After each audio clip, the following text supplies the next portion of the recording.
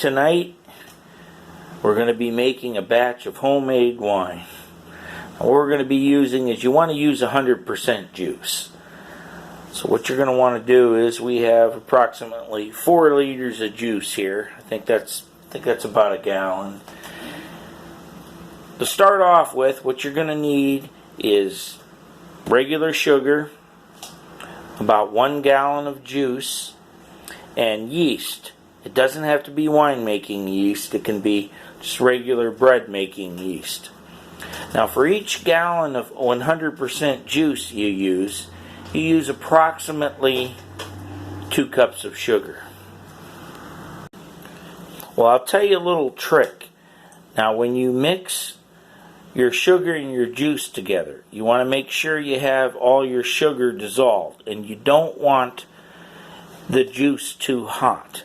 So what we're going to do is, we're going to take some of the just plain juice and we're going to pour it in a pan, and we're going to heat it up real good, and then we're going to mix the 2 cups of sugar into the very warm juice, and you have to make sure you have it, all dissolved. And then yeah, that's good. You do about half, maybe. Put about, a good amount, enough to dissolve 2 cups of sugar.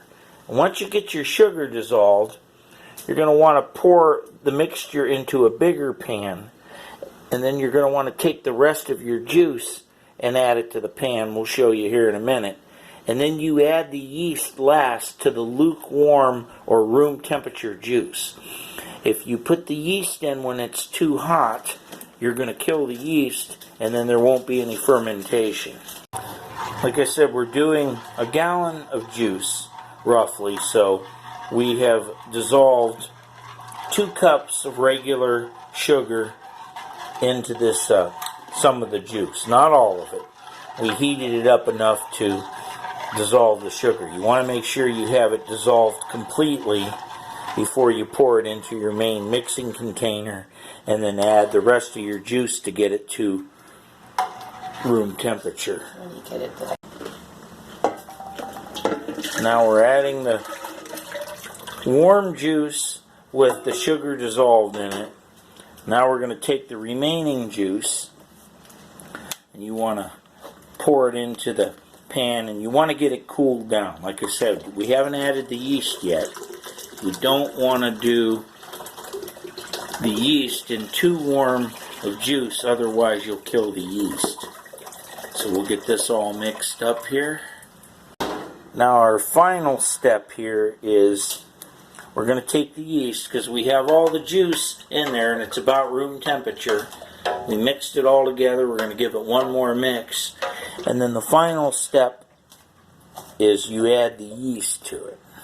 And you have to stir that in really good. Now we're adding in the yeast to the mixture. We're just using one, bread making yeast pack here. And then you want to stir it in really good.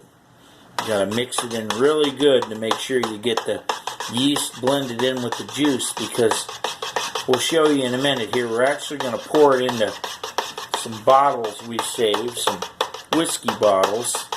We rinsed them out real good when we were done with them, and we'll show you the final steps here. But you want to mix it up real good.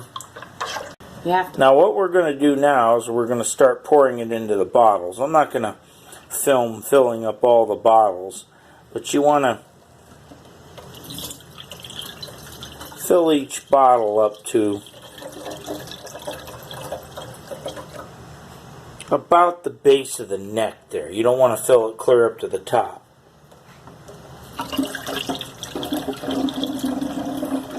Kind of self-explanatory here, but you fill it up to about the neck, and then I will show you what to do with each bottle. Now what you're going to want to do with each bottle then is, you're going to want to put a balloon on top. Get it on there real good, and then what you're going to want to do is, near the base of the balloon, you're going to want to take a pen, like a little sewing needle, and poke a small hole in there to let the gases out. But put it maybe just a little bit above where the balloon is connected to the bottle. And then what you're going to want to do is you're going to want to put the bottle in a warm, dry place, or warm, dark place, and let it sit for 3 to 4 weeks. But make sure, yeah, just slightly above the neck there, you want to poke a good hole. Tina there's poking a nice little hole in the balloon there. Maybe. Just give it a poke. Want to make sure you get a hole poked in it. You don't want too big of a hole, but you want enough where big enough where the gas is going to escape, but then once it's done, you're not going to have evaporation because it's going to need to sit for 3 to 4 weeks. We usually let it sit for about a month, and then, we obviously save the caps, and then, we store it in the refrigerator because it's not completely sealed. So, you save the caps to the bottles and store it in the refrigerator once it's done, but put it in a dark, warm place for 3 to 4 weeks. And don't forget to poke a small hole in the balloon for ventilation, but then you won't get evaporation and lose your alcohol out of the wine.